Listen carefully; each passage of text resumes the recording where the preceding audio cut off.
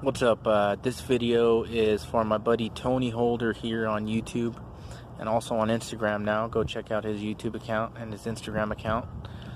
And I just wanted to state my reason and what I believe is a lot of other people's reasons, believers in Jesus Christ's reason, that the flat earth is very, very important. So I want to read you a verse right now. And then I'll talk a little bit. Romans chapter 1 verse 20.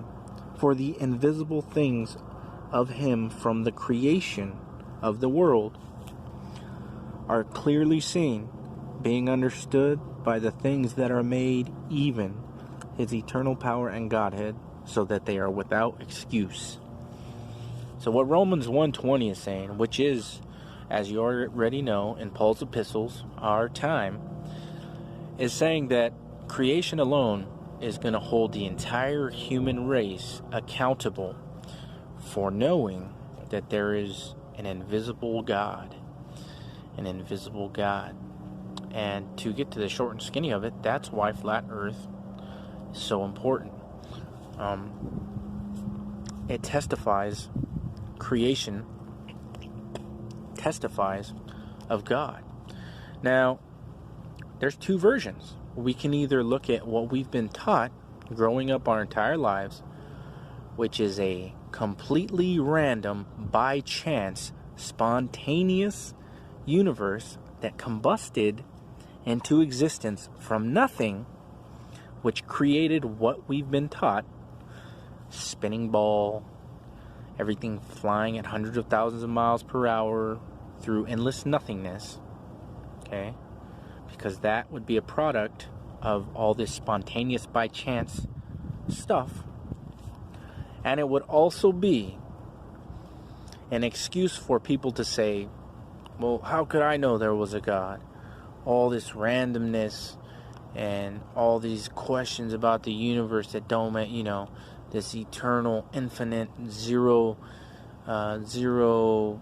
space and stuff. Astronauts and all this stuff. How do I know there's a God? What would that do? Well, if that was creation, that would give people the excuse to say, how would I supposed to know there's a God? Creation doesn't show that. In fact, it just shows spontaneous, random combustion, if we go by what they've been telling us. Now, if we go by what the Bible is redundant about. Redundant. An immovable earth. It even uses the terms that it's set on pillars.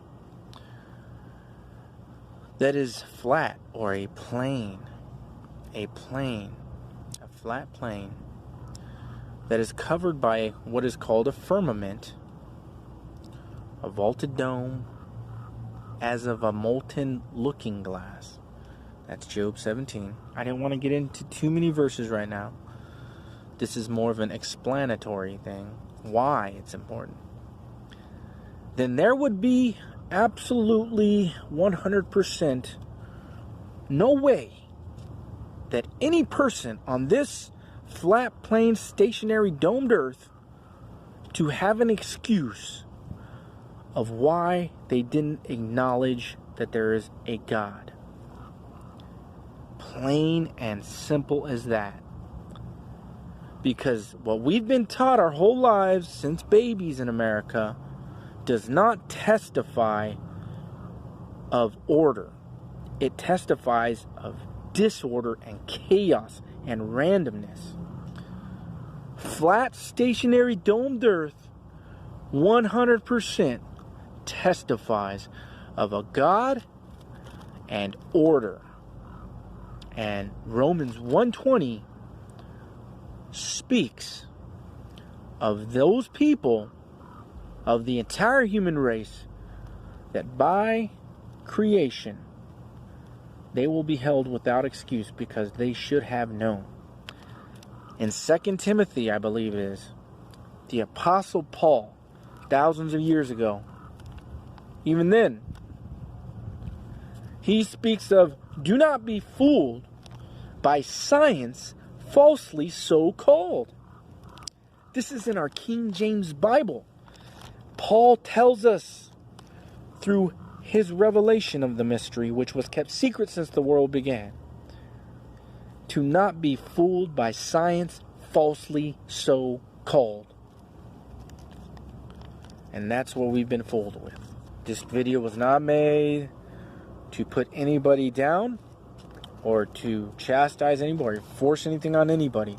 I simply wanted to make clear the importance of biblical flat stationary domed earth as opposed to the heliocentric model, which they say and which testifies of chaos and randomness, as opposed to biblical creation, which testifies of God and order.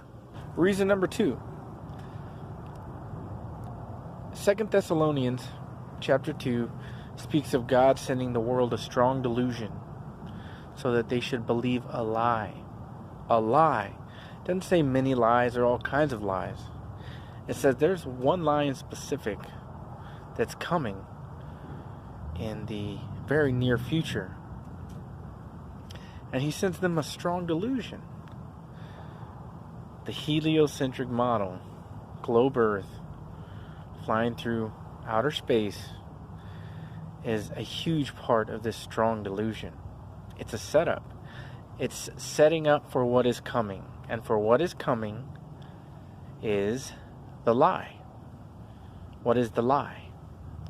The lie is that aliens from a far off galaxy evolved from evolution just like we did in an infinite galaxy of nothingness, flying through nothingness. That's the lie. The heliocentric model is the setup for this lie, and it's coming. How do you think Satan deceives the whole world? How could you pull that off? Out of all the different religions, all the different belief systems, even atheists, how do you get religious people and atheists to be fooled by the same thing and worship the same Antichrist? Aliens. Atheists, they'll believe in aliens before they believe in God. And religious people, no matter what religion, they'll just say it's God. That's what's coming. The gospel of salvation, 1 Corinthians chapter 15, verses 1 through 4, is the most important thing. But we're in a spiritual war here. And Ephesians 6 speaks about the full armor of God. The entire Bible, all scripture is profitable. See, to get to the gospel and to the Bible, somebody to that truth, there's many different roads and ways to get somebody to open a Bible. And the current generation that we are in, they worship science. They worship science falsely so-called. That's what they worship. Why? Because it's in our fallen nature to rebel against God and rebel against our own Creator. You know, when a soldier goes to war, he doesn't just go with a rifle. He's got a compass, he's got a knife, he's got a sidearm, he's got camouflage, he's got maybe a helmet, a backpack with water, sleeping bag. He's got all different types of offensive and defensive items. That's how we're supposed to be. That's exactly how we're supposed to be. The Apostle Paul was. He talked about science falsely so-called. He talked about creation. And of course, yes, the gospel is the main course. But to get people there, sometimes it takes to win a few battles to win the war.